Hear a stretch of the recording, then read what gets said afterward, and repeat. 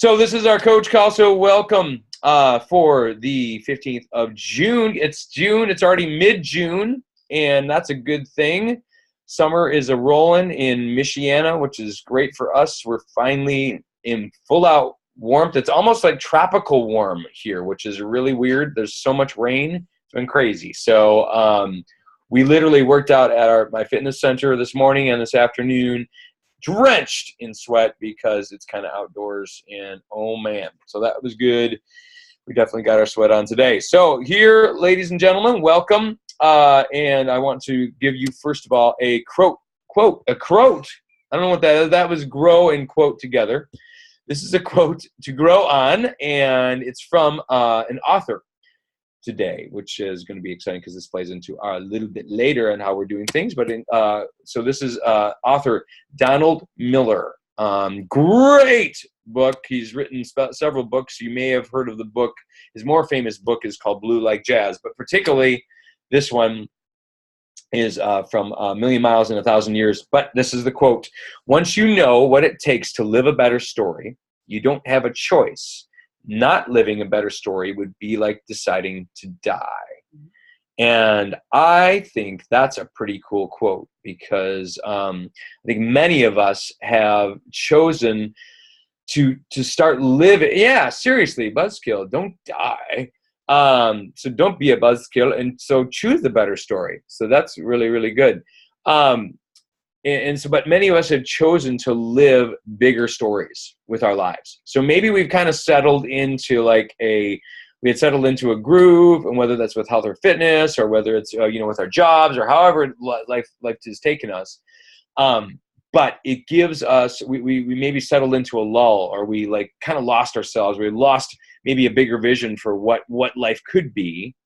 And for some of us, we're catching fire again. And it's like we're starting to write a bigger story with our lives because others are getting involved, and we're actually helping others in greater ways than we ever thought we could, and maybe with more people that we never, with people we didn't even know we'd ever meet, which is pretty cool. Can anybody relate to that? It's like there's people that you've met within this whole Beachbody thing that's like, wow, this is, I never knew it would get like this, and I would know all these people and start to be affected by them and be encouraged by them and all that kind of stuff, and sometimes challenged by them as well. So that's great stuff. I'm going to tell you a little quick story of a life changed. This is my friend Bonnie Yoder, and Bonnie is a newer coach, and I'm just thrilled to tell you a little bit of her story.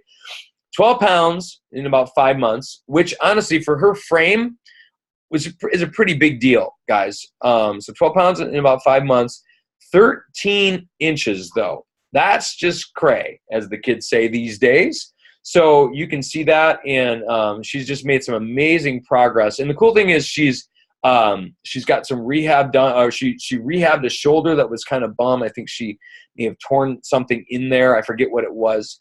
I don't think it was a rotator cuff, but there was some issue particularly going on with the shoulder that she rehabbed that.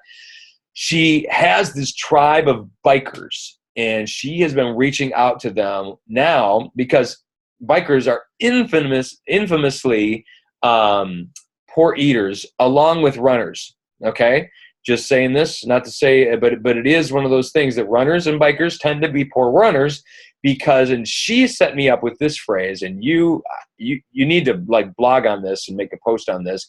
I'm going to make a blog on it. I'm actually make a video on it too. But she calls it entitlement eating. Okay, so one of the things that she says, there we go. But what ends up happening is that because they say, oh, well, I ran X amount of miles, or I biked X amount of miles, this cheesecake, no problem, or whatever. Or they go the other direction, and there's well, I'm not going to eat very much, and I'll just eat enough. I'll carb up right before my run or my bike ride, and then make those kind of excuses and not eat enough protein and balance out their nutrition to make sure they're in good shape. So she's reaching out to this group of cyclists that are, it's really, really great. So she's reached out to them, and she's forming her own groups, which is great. So from the get-go, she's not even hit Emerald yet, but she's already forming her own groups. And why? Because she already has her tribe sort of set up. And so that tribe trusts her, and it's really, really awesome. Yep, there we go. That's a good point there, Lindsay. Yep, Little Debbie's and Coke for lunch. It's okay because he's a runner. I love it. So she's helping others, but I'm really inspired by Bonnie. So I had to tell you her story. So Bonnie, well done. Let's give some applause on that. Look at Liz and I are doing it. Yay! You can do it in the chat too if you want. All right. Now, so specifically, we're moving on to our next segment, which is always fun and edifying to pretty much everybody who listens to it, because it's just kind of one of those segments that makes everybody smile. Well, maybe not everybody, but at least makes me smile. So that's a good thing. All right, so playlist, there we go. And it is, just so you got this, make sure I got my volume up because you got to make sure you hear it. All right, and bam. Now use this. Awesome. So that is pretty much our segment right here now, is for helping people and equipping you guys with things you can use. But guess what? It is a now use this. Double play. What? Can you do so much value in one call? Can you offer so seriously? My mind went out of my head. That's crazy. That's pretty good Gilbert Gottfried right there. I just don't know. Jafar, Aladdin. That's a little too Jewish. All right. So anyway, we move back over here. So now use this. Guess what, kids?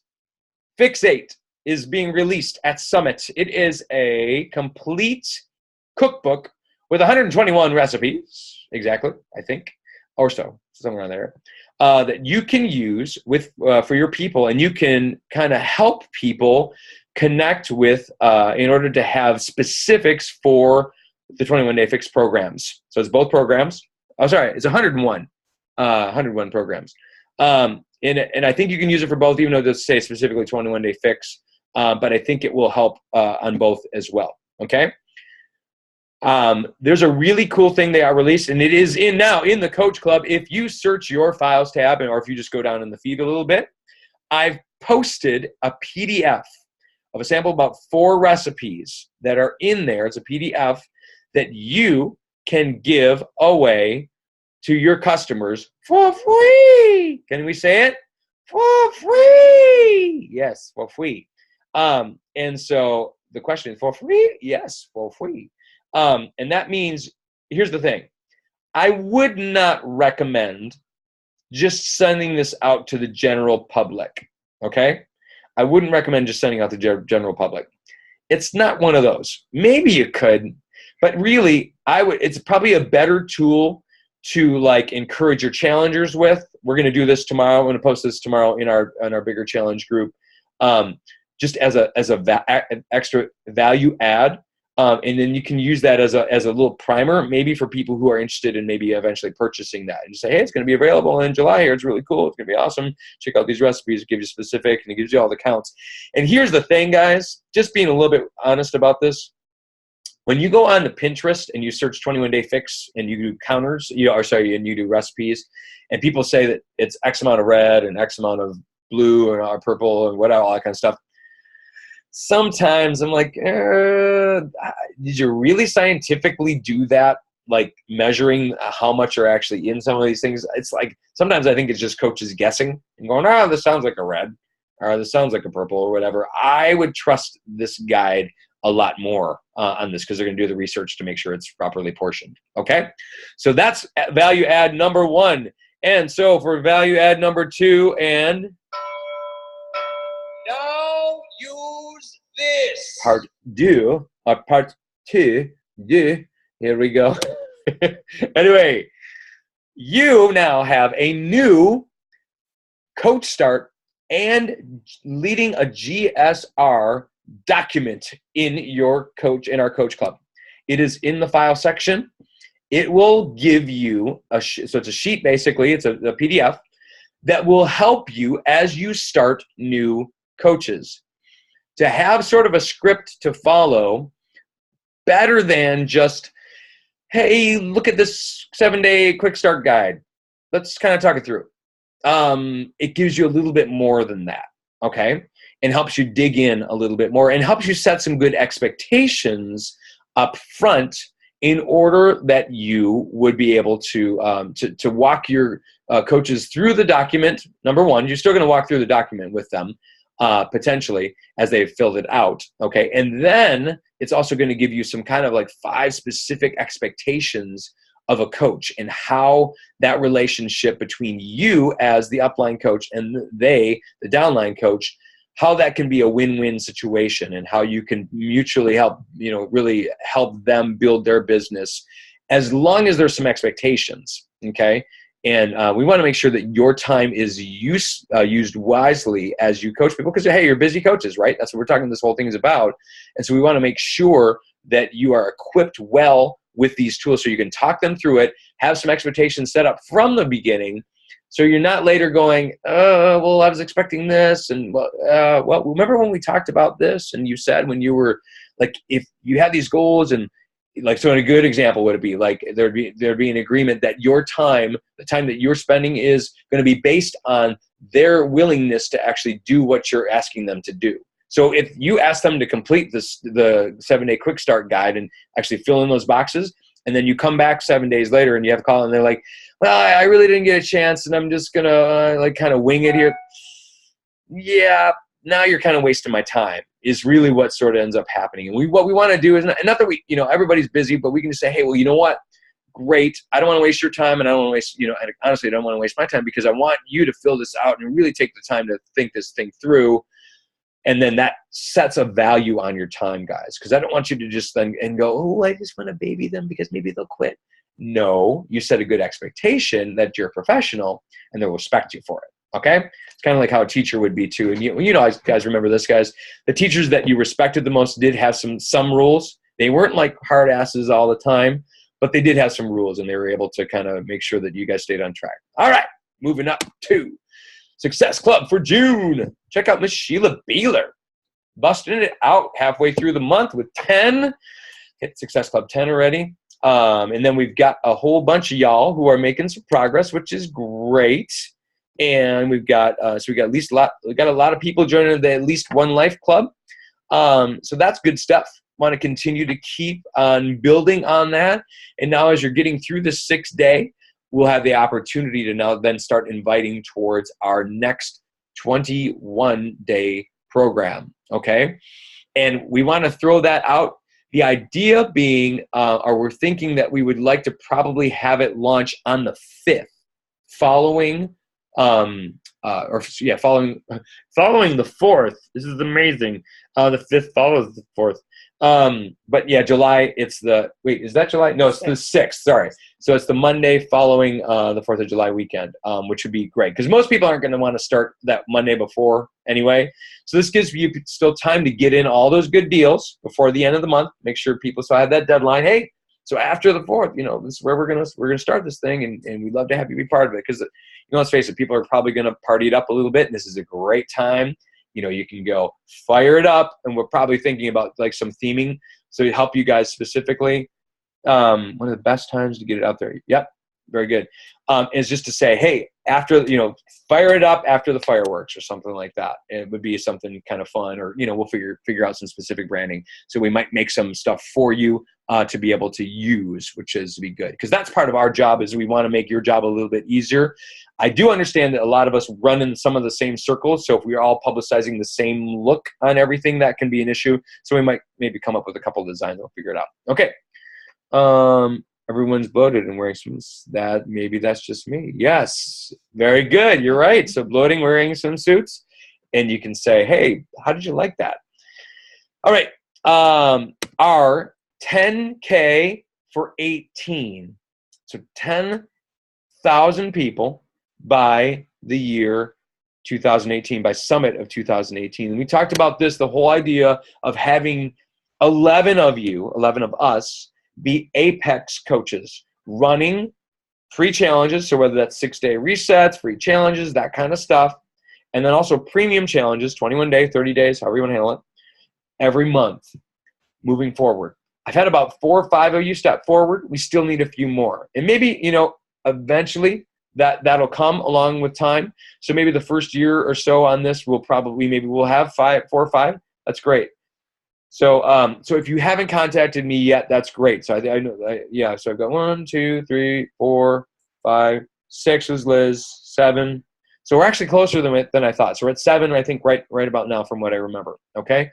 And I know a couple of you haven't contacted me who I think probably should be contacting me about it. So if you haven't already, shoot me a message. Just let me know you want to be an Apex leader and say yes. So send me that. That'd be great. Because really, we want to really reach 10,000 lives. Okay? Very specific. Okay, we're making leather jackets and large leather-bound volumes as well, because Ron Burgundy, we will have many large-bound volumes as well, which will be great. It'll be the saga of the Go team creating, saving 10,000 lives. So that's good stuff. Speaking of Summit, who's going to Summit? Yeah. Milk is a bad choice. Very good. Who has Summit? Who has Summit fever? Anybody have Summit fever? Summit fever. I have Summit fever. I almost put 3 of them. I've got a fever that can only be cured by more Summit. Very good. Or cowbell. So, Summit, if you aren't already in our event, which is within the Go team, if you are going, get in that group. Or not in that group, get in that event. We want to make sure that you've got the information that you need. Today was registration for that. So if you did not yet register for your tracks, please get that done as soon as possible. Highly recommending the Blue D track or Hall D track for a lot of people, but you do not have to do that. You go where you want to and where you're going to find the most value. And maybe there's a specific coach that you want to see speak, because really that's all you're looking at, guys. Stupid getting married. Jeez. Life events. I mean, get your priorities straight, Lindsay. That's great. Sorry about that, but we will wish you a merry, merry marriage from Summit. We'll have to make sure we record something. Jason, remind me on that. We'll make sure we do. That'll be great. Okay, so started today really, really quickly. 6-day clean eating reset. We, for our now some of you I think started last week with Team Symbiotic, but a lot of us started today with that, and it's launched really, really well. There's a good group of people, at least that we've got. I don't know about you guys. Yeah. Good. Any good feedback about that, guys? You can type out in the chat real quick. Liz, tell us about your group. Anything? Real quick. I was actually pleasantly surprised. People posted like a few of their snacks. A couple people who I didn't even think would post anything posted a meal. So I mean, I'm very pleasantly surprised. That's good. A lot of action, a lot of seeing, a lot of likes, a lot of nice. So that's good. That's great. Yeah. The challenge that I've experienced with clean eating ones before, because we've done the 5-day ones in the past. That's awesome. Great. And the thing about the 5 days, or sorry, the ones that we've been doing in the past, is that the groups themselves seemed a little bit more because you really weren't going to the group for anything specifically, because you already have your meals, sort of a deal. And now, especially, you got the app thing, so there wasn't really as much reason to go to the group. 2 people lost 7 pounds a month. Oh, that's awesome. That's great. Awesome news. And so it'll be great, capturing those stories and making sure we've got those captured, especially for you guys. And we'll talk about stories in just a moment, because it's going to be really, really great as we get into our content for the evening, which is awesome. Is everybody ready? Lock your seatbelts on, people. Everyone take it. Got it. I'll set shoulder straps too, because this is going to be one of those. Sorry. All right. A little bit too much caffeine. Tonight, it starts with a story. Okay, who can name the movie? Go. Fastest person. Go. Who's got it? Name the movie. In the chat. Who's got it? You can say which story. Oh, she got it. Princess Bride. Very good. Very good. Fred Savage. Back in the day. I always remember him from, I think it was Austin Powers 2 as the mole guy. Mole, which is pretty funny. Okay, so anyway, sorry for random tonight, guys. It starts with a story. And so, you know, all great stories have a beginning. You guys remember this bit. Of course, it's iconic. It's everybody. The Star Wars. And you'll sometimes hear this one. Once upon a time, right? So I want to convince you, if you don't believe it, but everyone has a story. Everybody. Y'all have one. And your story can inspire. Okay? There was a show back on PBS or some obscure cable channel that basically what they did each week is this guy would go around and he would travel from city to city. And what he'd do is he would take a dart, okay? And so he'd take a dart and they would throw it at the map of the United States. And it would hit on a given state and the city that was closest to it, okay? What he would do is then go to that town. So it'd be whatever, Wichita, Kansas, right? Whatever. And goes into Wichita, finds a phone book, a local phone book within that, and then opens a phone book and like hits a name, finds a name, calls the name from there. And then what they do is they go over to this person's house and it ends up it worked out most of the time, but almost every time they'd find it was plain average Joe, just regular average Joe. And they ended up taking this person's life and telling the most compelling, cool story that was really engaging about this just average Joe person. So they took this person, and because this person, the writers for this show were skilled enough to be able to pull out the key elements of a story, then they were able to make it compelling and interesting, and then you wanted to actually listen to it. Now, here's the truth, guys. When you watch reality TV, so you watch the Kardashians, right, or whatever, you watch these shows that sometimes you're like, man, this is just so inane, and sometimes it actually feels very concocted, right? So they sort of make them do things that don't seem really natural, like a natural people would do. It's probably because story writers are sort of trying to hedge the story one way or another to make it somewhat compelling and interesting for people to watch, because that's how they keep viewership. What we can do with our stories is tell them in compelling ways. And as you remember, guys, you're now telling a bigger story. So when we started with this, the quote to grow on, we talked about Donald Miller, is that, here we are as people, and we have this choice in our lives to potentially, hold on, I can't see my screen. There we go. Once you know what it takes to live a better story, you don't have a choice. It's like not living a better story would be like deciding to die. So we are choosing to live a bigger story, hopefully. And now we just have to tell it. So you've got the contents of a bigger story.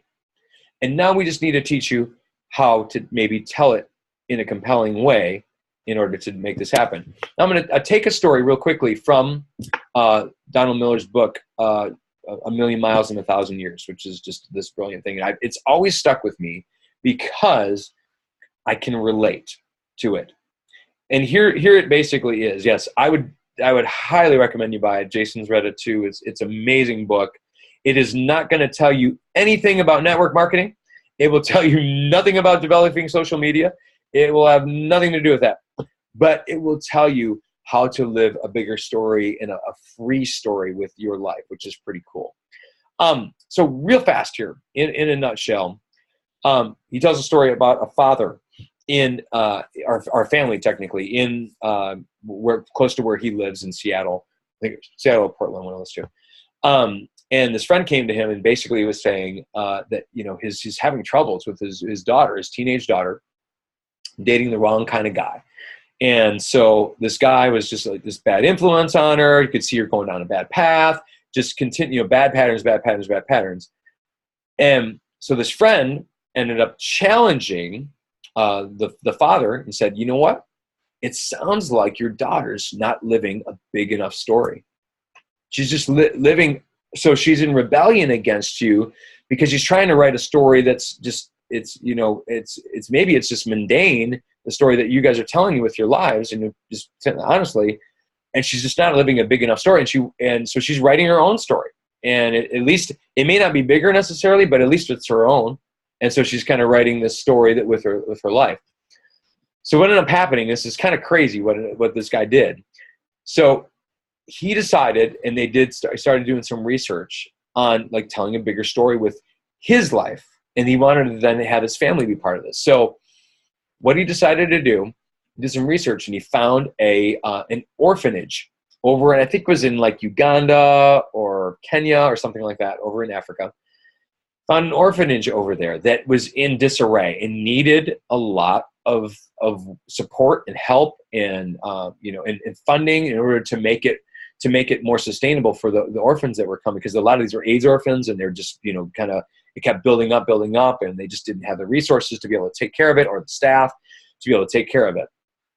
So his family ended up taking out a loan, or he took out a loan for his family without his family knowing. This is kind of crazy. Took out a loan for his family, and they adopted effectively this orphanage as their own project, their family project, to make this orphanage work. And he had a family meeting, and they've never had a family meeting. So they sat down, they sat together, and they're like, okay, here's what I've done. I've adopted for our family this orphanage over in Africa, and showed some pictures, started showing some videos, some pictures of what this place looked like. And they're like, first of all, they're like, what have you done? This is crazy. You put all this money, what's going on?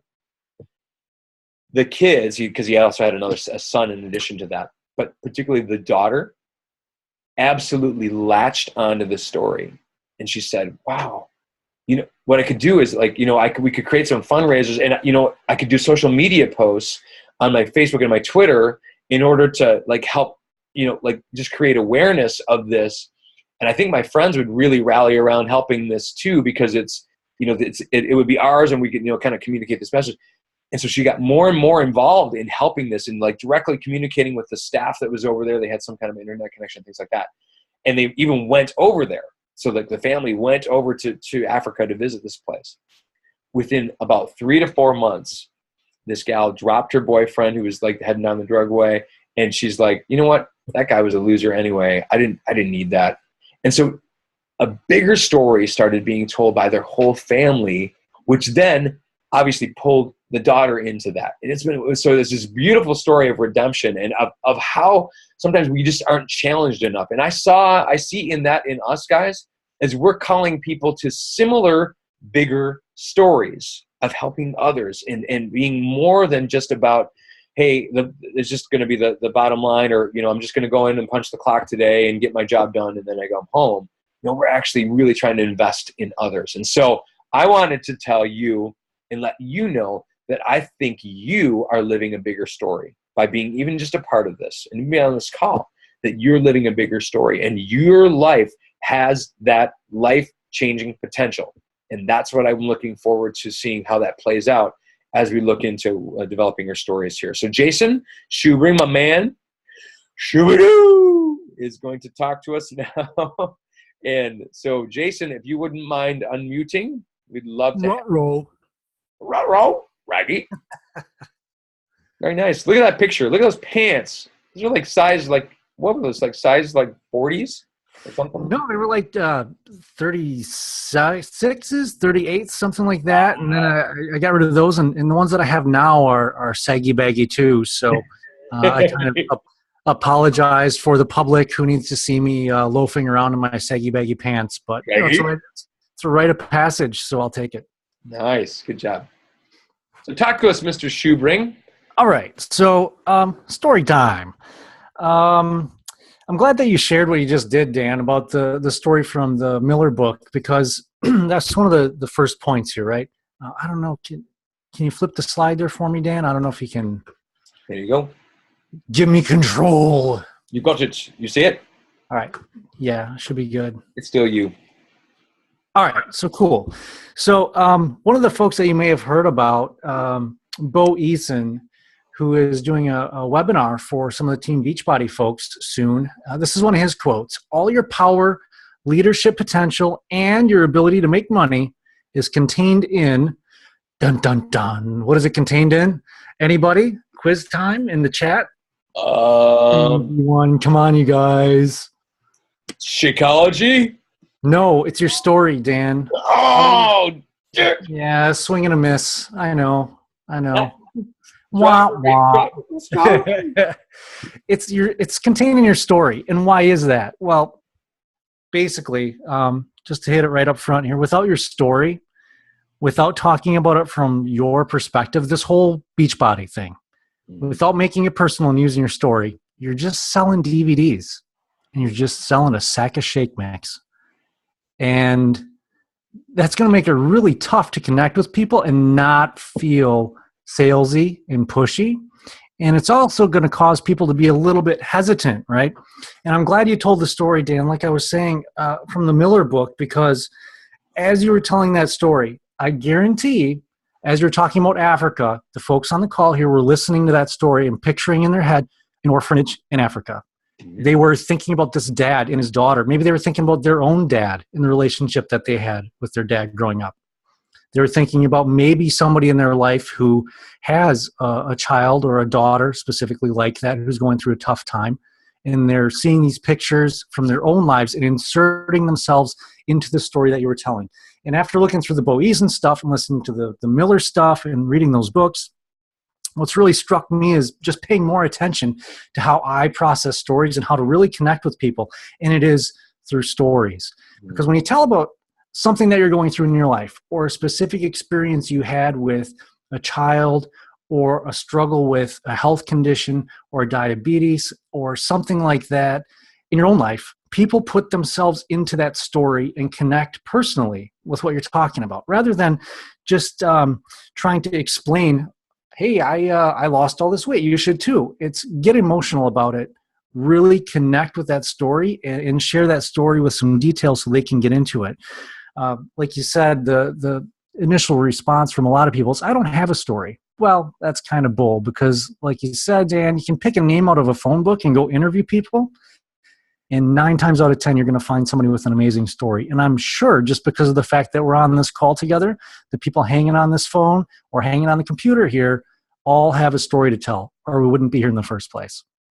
Yeah. It's just a matter of finding out what that story is. So how do you find it, right? Connect to pain, personal struggles, hurdles that you faced. Figure out who you are. Right? What makes you different from the other, 300,000-ish Beachbody coaches who are out there? What did you take on? I know that a good example is Dan and the story he shares with he and his dad in his own health and the challenges there. And just by telling that story, people who have family issues like that insert themselves in that story and they say, you know what, I can trust this guy. This is somebody that resonates with me. I don't know quite what it is. You'll hear people say that because if you tell a story, they don't know quite why, but they just feel connected. There's some level of trust there, and there's a connection.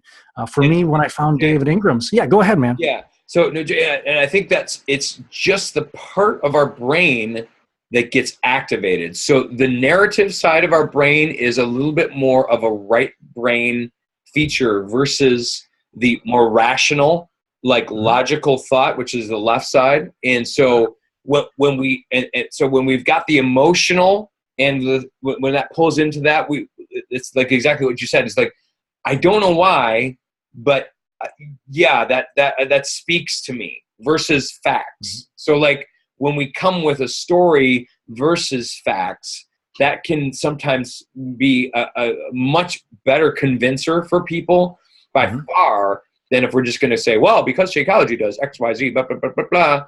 And they're like, yeah, whatever, So. And this comes back to social media in a lot of ways too, right? Because when you share a post or you put something on Facebook, are you telling a story that's compelling and can actually help people? Or are you just talking about stuff? Are you talking about Shakeology gives me more energy with all of its vitamins and nutrients? Or are you saying, this weekend I went on a hike with my kids and I could actually keep up with them for the first time in 4 years? Or I played soccer with whoever, and get more specific. That was a really crappy story there, right? So that was amazing. I was crying twice. Yeah. But try to make it something personal and connected to a story and experience that you're having in your life. because we don't want to be out there just talking about facts and figures and the DVDs and all of that. Really tie it to yourself. So think back, look at what are the turning points in your life. What are the biggest trials and tests that you've overcome? And I think we all have them, whether it's cravings or some family issues or some history. And don't get me wrong, the idea of using story isn't to just sucker punch people emotionally. That's not the idea. The idea is to present more of yourself and be vulnerable and be open about it so that people can connect with you and understand that they're in a safe place and they can trust you with what they're struggling with. Yeah, and some of the, and just being real, is some of the coaches that are somewhat the most successful guys, and not to say that you can't if you don't have like the very crazy transformation-y story where it's not just about the weight, but like they were living a life where it's like alcohol and like drugs and like addiction, major addiction deals, but then they turned it around and now they find purpose and that kind of a thing. The tribe that follows them is all coming out of that same place too. Now, and we're going to talk a little bit about this at the end here about how your story can help dictate somewhat your target. Okay. So like a person who is coming from that background, they're going to want to tell that story in compelling ways that's going to be able to reach to that target. We'll get to that in a little bit here, but I don't want to, but that, I think that's another part of it too there. I think too, it's going to help, Dan, when you do that, because you're going to naturally connect and resonate with people that you can relate to. Yeah. The idea isn't to be as vanilla as possible to try to connect with everybody, because by doing that, you're stripping off all of your own personality. And again, you're basically just a DVD salesperson. That's not what we're after. We're here to help people and really make a difference for people. So part of using that story is exactly that. So how, you can hit the next slide there, how to start doing it. It's not something I think that comes natural for a lot of people. I know it hasn't for me, at least out of the gate, but it's something that you practice and you think back, what did I overcome? What are the hurdles? And even the examples from Bo Eason. If you could look out on YouTube, you can find some of his stuff and you'll see where he's giving training on story and how to find your story and share that. One of the things that he does, he shares a story about his dad's hands.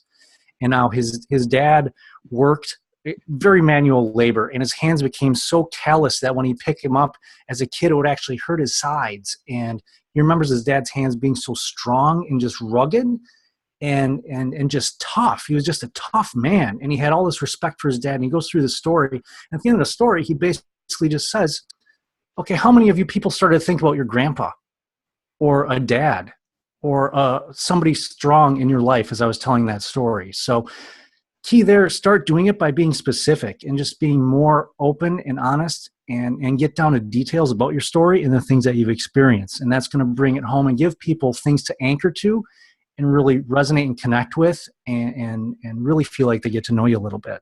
And I love that, Jay. And I think, okay, so you have to be choosy about this when telling your story, but choosing the right few nuanced details that bring the people to that moment with you.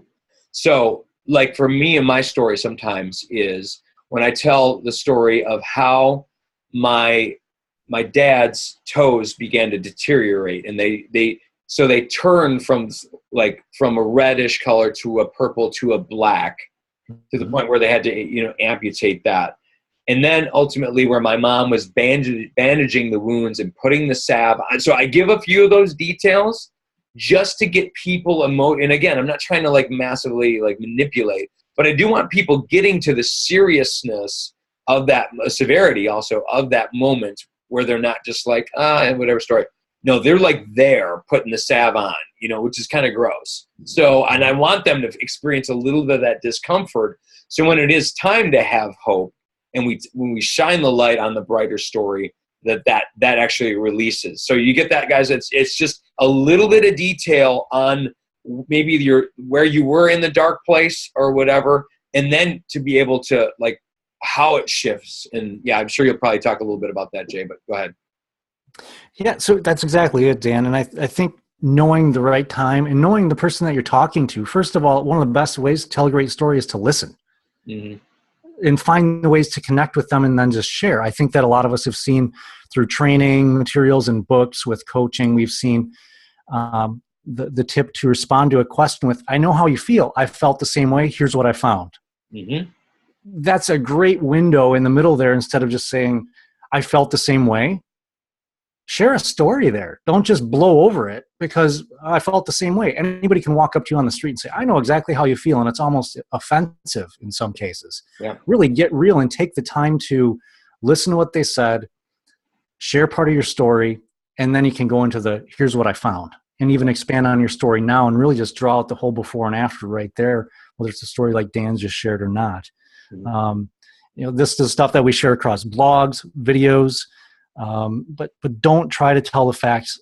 Use the stories and let them draw the conclusion about what you're trying to get to. So rather than saying, wow, I feel great, right? It's kind of like the story I shared a minute ago. Talk about how it's made a difference in your life. Are you able to do a better job at work? Are you more emotionally stable? Are you making better choices when you're out with your friends? All those types of things come back to story. And so just really sharing what you've overcome, what you care about, what you're motivated by. If you have a bit of an underdog story, nobody wants to raise their hand and say, hey, I was an underdog, because people are like, what are you talking about? What does that even mean? But if you tell a story about how you were counted out and people didn't think that you would be able to get the weight off, maybe you were laughed at, maybe your family didn't support you, maybe your entire family was still eating Oreos and chicken wings while you were doing the 21-day fix. I mean, these are real situations that a lot of people are going to go through. So share that rather than, on the flip side, I think as coaches, sometimes we have this tendency to try to hide all that and say, well, everything is perfect for me. Mm. And you want to set a perfect example. In fact, the best connection that we can possibly make is by showing those flaws and saying, you know what? I was strong for 21 or 19 of the 21 days. On day 20, I kind of folded a little bit and did whatever, and get specific about it and talk about how you're going to bounce back from that. Because that's the stuff that people go through and that's what they're going to resonate with. So And then, use the stories to really identify those stories and the labels and really try to prove a point with the story rather than just saying, hey, you need to be more persistent, or I'm a persistent person. Rather than saying that, say how you tried P90X 4 times and failed. And the last time you tried it again and finally you got through it, and here's why. yeah. And that, so it's finding those teachable moments within your story, guys, right? That's, I think, what we're hitting towards as well. So if you can think about what you're trying to communicate. So if you're trying to say that, this is a good example, that we're better together, right? So we're better when we have people around us that are pushing us towards our goals, okay? And you can tell a story about how, like, whatever you were, and so I was at this place where, or I, and I was, not willing, or I was gonna, and I was looking at the cheesy poofs on the table and all those things. But then I knew I had to go back and report to my group. And I knew that was gonna just enough, because I'm not gonna lie to my group. I wanted to tell them the truth, and I can actually share from the truth that I didn't touch the cheesy poofs. I was very excited by that. So I chose a couple of strawberries and life was good, or whatever. I mean, maybe not the best example, but, something where you're going to try to illustrate a point and then use whatever situation that you're in maybe to help illustrate that and teach it. It's a really powerful tool. And it doesn't come off then as preachy. And be careful too, guys. I use a lot of us language when I'm talking in this. So just so you know about this, is that I'm using, instead of using you a lot and you saying you should, or you have to, or, you might, I'm always saying we, us, and then I can say I on occasion in this, but I very rarely say kind of any kind of like you should or you, that kind of language also when we're telling stories. So just as a note.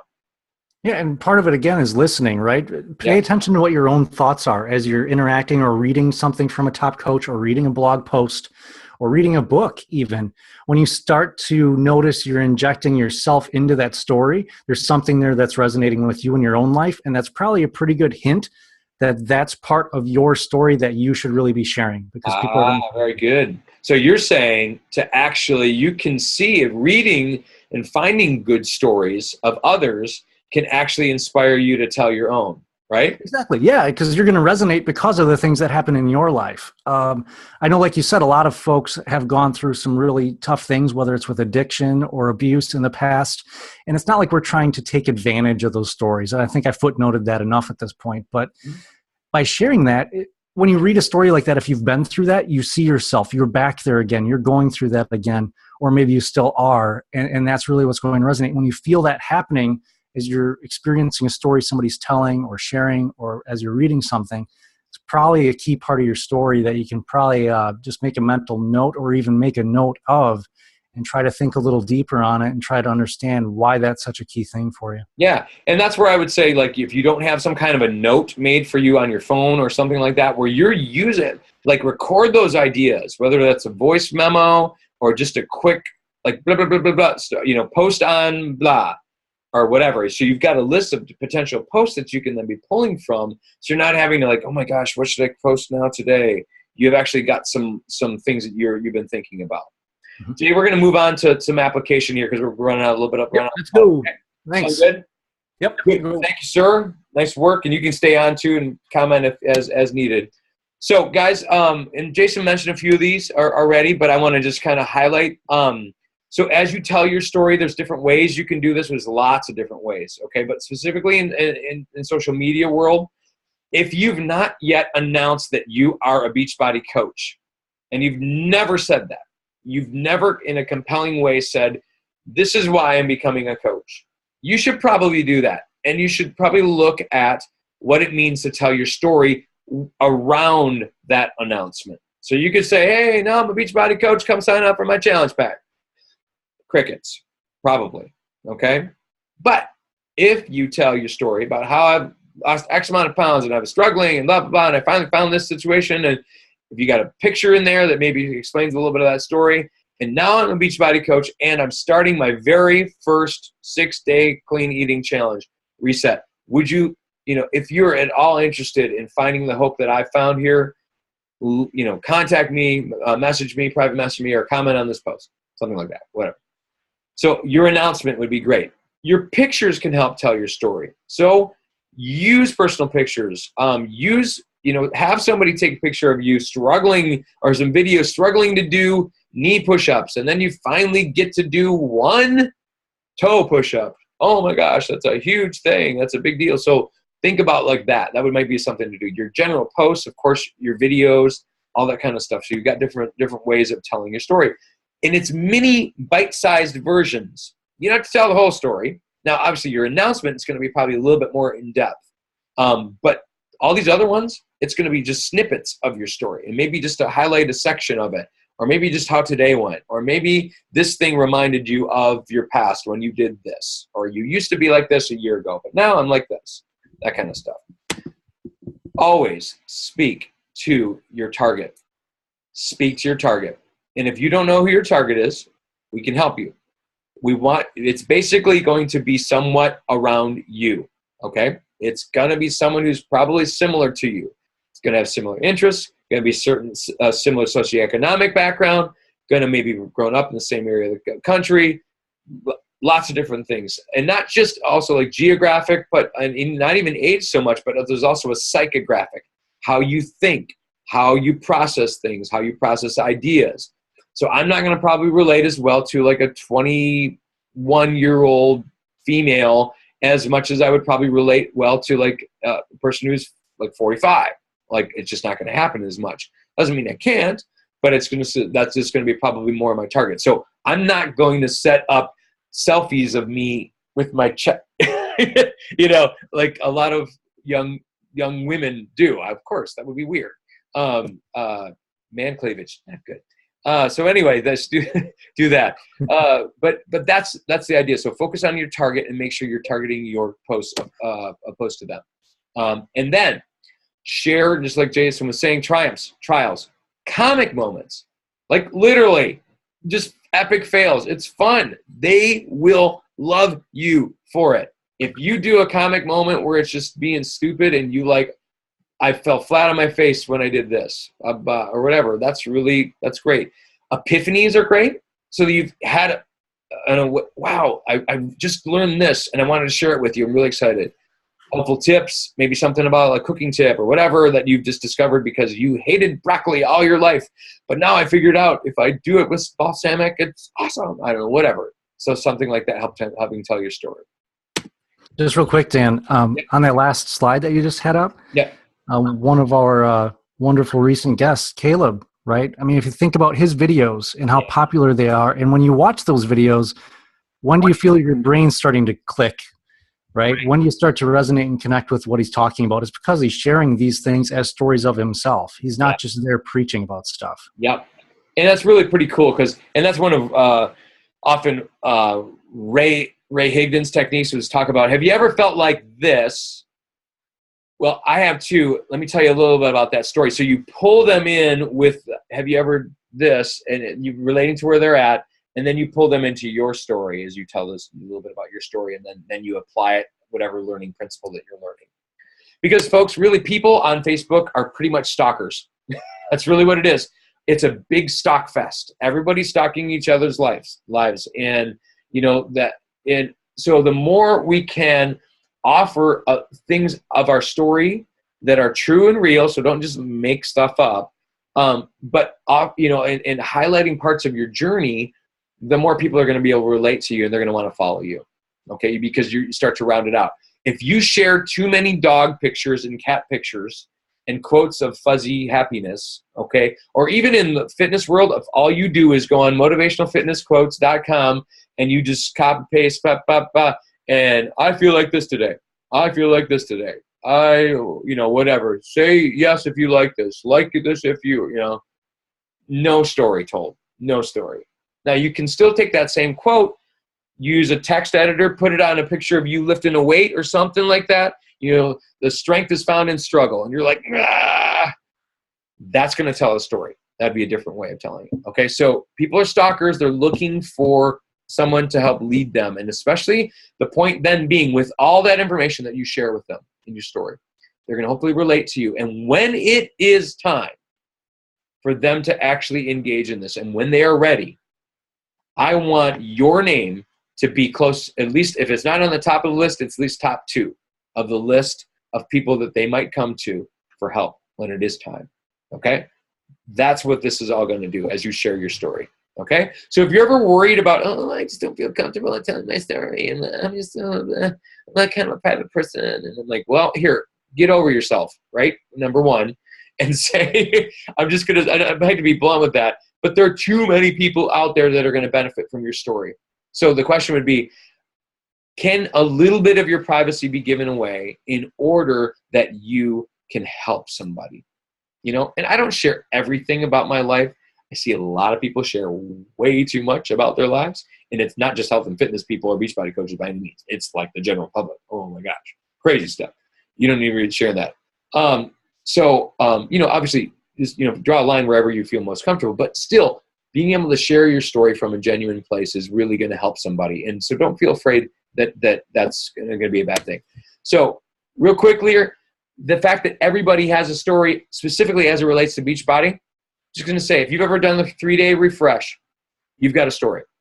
If you've ever done a 6-day clean eating reset, you've got a story. If you've ever done a 21-day challenge, you've probably got a story. If you ever completed an entire workout program, you have a story. If you've used Shakeology for 7 days, you have a story. You get my point. You have some form of story to tell within this, and it will really help you then ultimately be able to relate this well. Now, very, very quickly here, we got to close this up. Transformation videos. We're going to talk about this more. I'll probably do a little bit more offline within the coach group.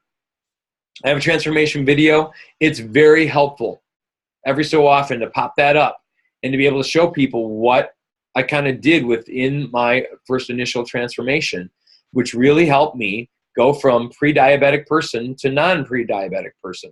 And that's part of my story. So this is this is the front part of my blog. It says my story right there. So that's the lead. You see how important I think story is? It leads my page. So if you're leading, if you have a web page and you're leading with T25 is on sale, or sorry, with this month, 21 Day Fix is on sale, we think how that's going to read. You know what I mean? What's that going to communicate? A different thing.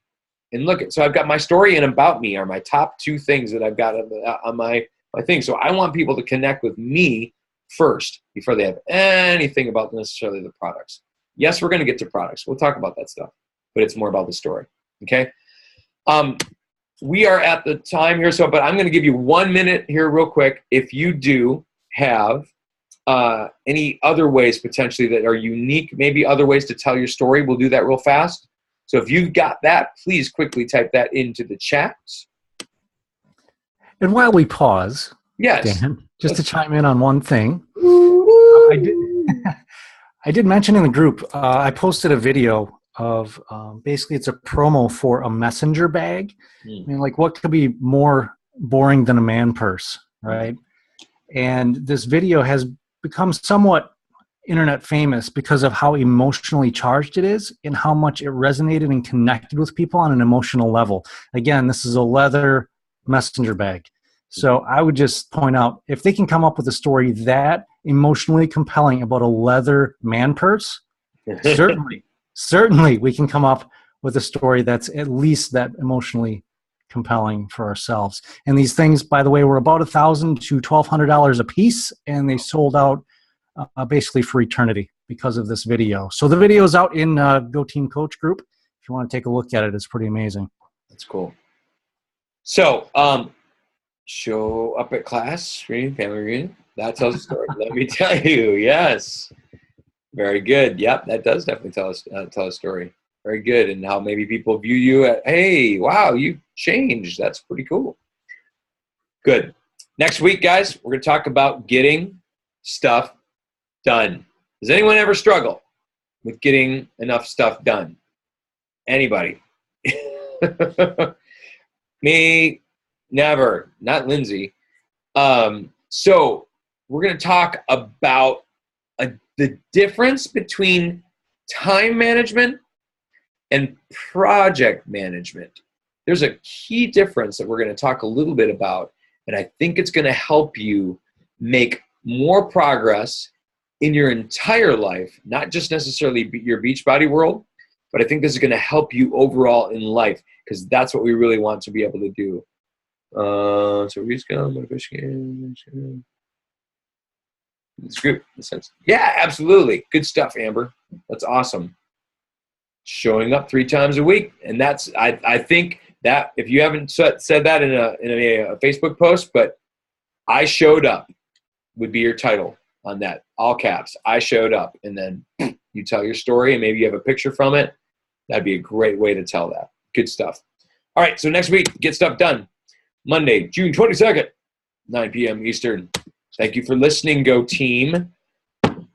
We have got a good half of month left. I am hoping next week we'll continue to see more lives changed on that board.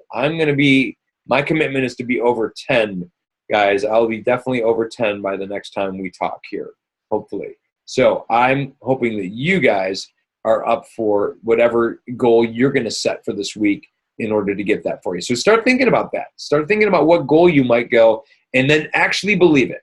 So we're going to move forward, guys. Thanks for your time tonight. Thanks, Jason, for being on the call. And you guys tell your story well. If you need help, let us know. We'll talk to you soon. See ya. Yeah. We don't have music. So you got music? Go. I do. Kick it. Hold on. Do that. What is it? This? Turn it up. Oh. Don't stop believing.